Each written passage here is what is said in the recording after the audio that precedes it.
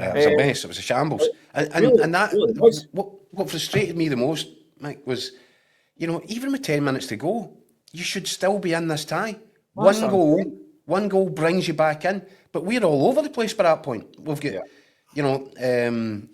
kids getting thrown on. Could have been far worse at that point. I mean, the ones off the line, the opportunities, it could have been 4 and 5 at that point. Really could have been. How bad it was getting. I found that the most disheartening thing. In sort of a crisis situation as that was at half time, you're right, Mick. You need a manager to lead and to make the right decisions. And do you know what? 9 times out of 10, Steve Clarke does exactly that for Scotland and has done exactly that. And that's why he's qualified us for 2 tournaments. And that's why he's got credit in the bank. And that's why there shouldn't be a clamour, although I know that there is, for a change of manager. I don't think that's the right option. But on this occasion, I think Steve Clarke sort of malfunctioned. He's sort of had a brain melt there. I'm a huge Steve Clarke fan, Keith, and I think he actually got a battering after the Euros. I thought it was a little bit harsh on him a wee bit at times, but I've got a problem. I don't think he got a battering. I think he got a bit of a battering, but not so much from the media, more from the punters and a few other. Yeah. But what I would say is that, see, last week, I don't know what you mind, but see his press conference last week was asked about his future. This stuff, I'm 75% sure I'm not going to be here and all that stuff. That doesn't help, does it? No. Keep him in that dressing room. Well, this guy, and I'm always, listen, I think it's amusing, right, that he plays this reluctant hero role for 6 years, right? Almost like, well, I don't really want to be an international manager, but he keep asking me to do it, and I keep doing it. And see now, that's kind of wearing a bit thin with me. Like, you're a highly paid manager, you're in a good job, you've got a good squad of players, going to at least pretend that you're enjoying being there, right? See this? I'm on my way out. I'm probably going my way out. Unless they put a gun to my head and maybe make me stay. If I'm accidentally successful, I might stay. I mean, that doesn't help. I don't think that really helps matters.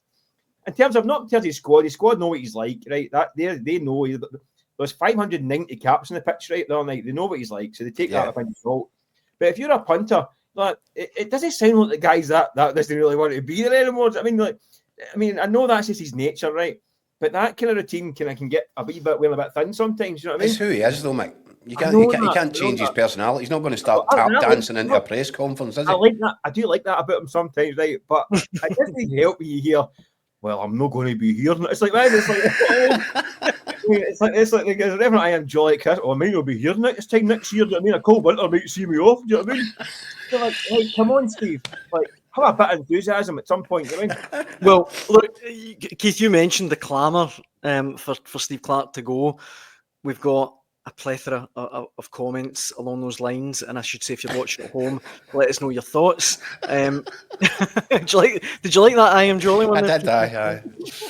Do you know what I found most disheartening? £1 a year, do you know what I mean? Cheer up, big man. Do you know what I found most disheartening though on the pitch? You mentioned it, Mick, about the we didn't even have a sniff at goal. And you look at Che Adams, right? In the second half. Aye. When we need two. Exactly.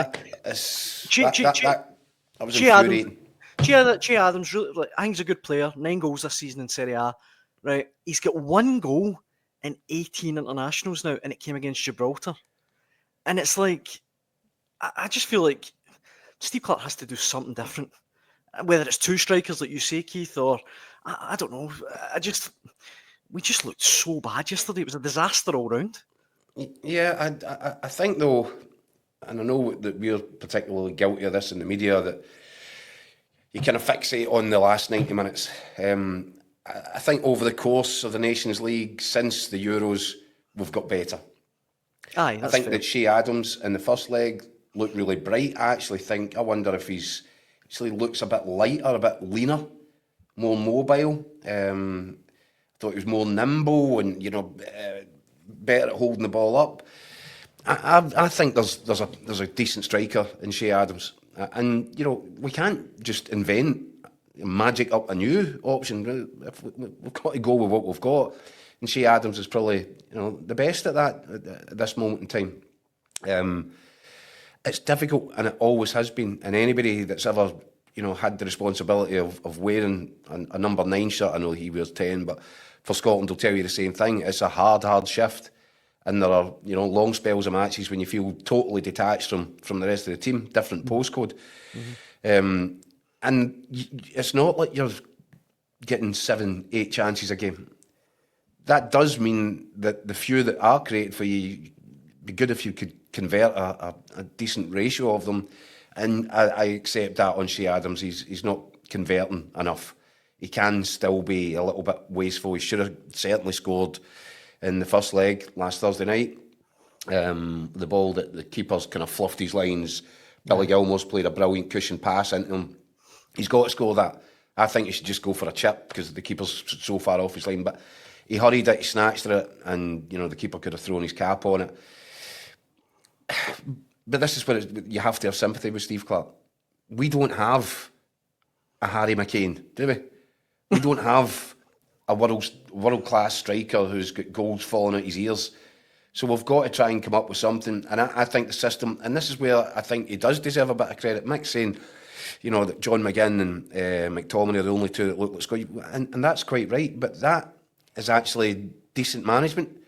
If he can come up with a system where he knows these two guys are most likely, if they can get beyond their striker, there's goals there for them. Mm-hmm. And history shows there's been plenty of goals for the pair of them. So I'm okay with that. If you don't have a devastating finisher as your number 9, come up with a system which allows you to get your best finishers into the penalty box. And on 3 or 4 occasions in the first half on Sunday, they did exactly that. They just didn't take their chances. That's no Shea Adams' fault either. Aye, that's fair. Well, look, time is obviously getting on, so let me hit you with a few of these Steve Clarke comments, because some of them are quite strong. Jim writes in saying, this result was always come for Scotland. Clarke can't get away from playing his pals, some of whom can't even get games at their clubs. It's time he ditched them, or it will be the same old story in the future. Neil says Clarke has been too loyal to too many of his players for too long, and it's costing him now. Craig Gordon's been tremendous for his country, but it's time for him to go gracefully. If I was Clarke, I'd start finding out if Hibs keeper Jordan Smith has any Scottish grandparents. Scott says it's time's up for Clarke now. This must be about 4 huge games he's blown due to his tactics and playing the old pals act. This is the best squad we've had in years, and he is ruining it with his demoralising football. And just finally, Jay says, Clarke should have replaced Billy Gilmore with Lennon Miller, who has a track record for passing into feet and would have been a striker's dream. And he also has a goal-scoring left peg on him. Clarke said he's running down his contract. That's not a good thing for a previously galvanised team to hear. As much as we've had good times with Steve, I think he should do the honourable thing and resign before the World Cup qualifiers. So, Mick, doesn't make for very good reading if you're Steve Clarke. Yeah, but that is the definition of knee-jerk stuff. I mean, yeah, it's not like saying the old pals up. These old pals have done a decent job for Scotland in the last 4 or 5 years. No. As I said, I think it's 577 caps that started on the other night. And these guys have taken us to 2 major tournaments. They've been, and by and large, been a really successful group.